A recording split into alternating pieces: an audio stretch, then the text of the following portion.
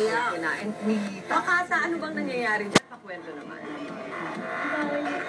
Kasi laki ba ng hita ng ano? Sige, nandito po ako ngayon at live na live kasama ng aking mga kababayan mula po rito sa Sitio Tubigan, Barangay Santo Rosario, Malolos City, Bulacan. Kaya po Sitio Tubigan, kitang-kita nyo naman, ito po yung tubig ha. Ito na po yung nagsisilbing normal nilang kalsada rito sapagkat pagka nga po nagkasabay pa yung high tide, ito na nga po yung mga pag-ulan, ito naman ang kinalalabasan. At hindi lamang pala tubig ang hatid ng pagbagyo na ito pagdating ng ulan sapagkat nako, ito po yung kinatatakutan ng marami. Isa pong ahas ang kanilang nahuli kaninang madaling araw at hindi basta ahas, isang sawan na pagkalaki-laki. At ito po yan, hawak-hawak po ng 4 na kalalakihan. Ang sawa pong ito, kanina nung mahuli nila, meron pang pusa sa loob. Hindi ko, pusa po yung kinain at sinukat po namin ito. 10 talampakan po, 10 feet. Diyos ko po, mas malaki pa sa pinakamataas na basketball player at yun naman pong timbang, umabot po ng 7 kilo. At ito pong aking kaibigan, si paring Ace Castillo, ang siyang, ito pala yung ulo.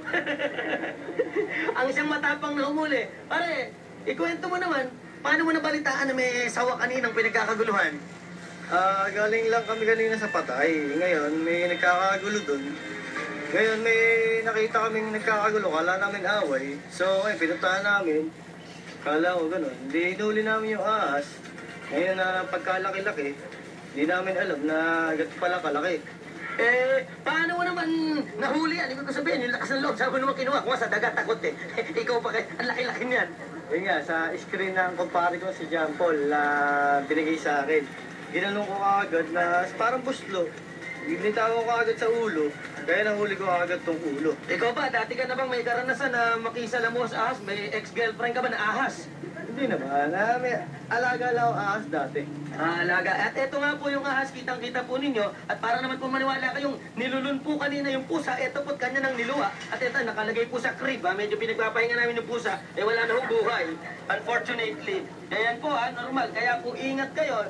Pusa pa lamang yung kinakain, buti na lang. Paano pa po kaya yung iba nating mga kapatid? Diyos ko, ingat po sa paglalakad, lalong-lalo na nga po ngayong baha. At makakausap naman natin ngayon yung caretaker po ng Malolos Cemetery sapagkat ito pong lugar na ito katabing-katabi lamang ng sementeryo. Si Aling Juana Baging, good morning po. Good morning po.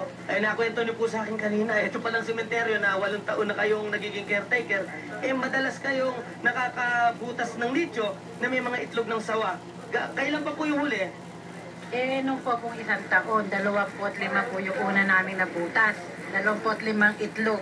Magkakadikit po ito? O magkakadikit po. Sumunod po, nagbutas uli kami, 15 naman. Naku po, yan nga po ang patunay na talagang sa lugar nito, ito na yung nagsisilbing bahay ng ahas. At ngayon nga po, dahil umulan, siguro nabulabog sila, lumabas sila dito sa kalsada. Mamaya po, babalik pa tayo para po alamin kung ano po yung kanilang plano sa ahas na ito. Kasi kanina daw po, meron ng tumatawag bilang pulutan, 2,000 hindi nila binigay. Yan po, ang aking ulat ngayon. Mamaya, sa pagbabalik ko, ahas pa rin tayo at alamin natin kung saan na ang patutunguhan ng istorya ng ahas na ito. Balik po muna sa inyo, Nara Chiki. Aba, hindi ko kinaya makata ang sawa na yan. Pero mag-ingat tayo dahil pagka ganitong mabaha, talagang maraming ganyan. Naglalabasan. Sa aming pong pagbabalik, eto, mas magugustuhan.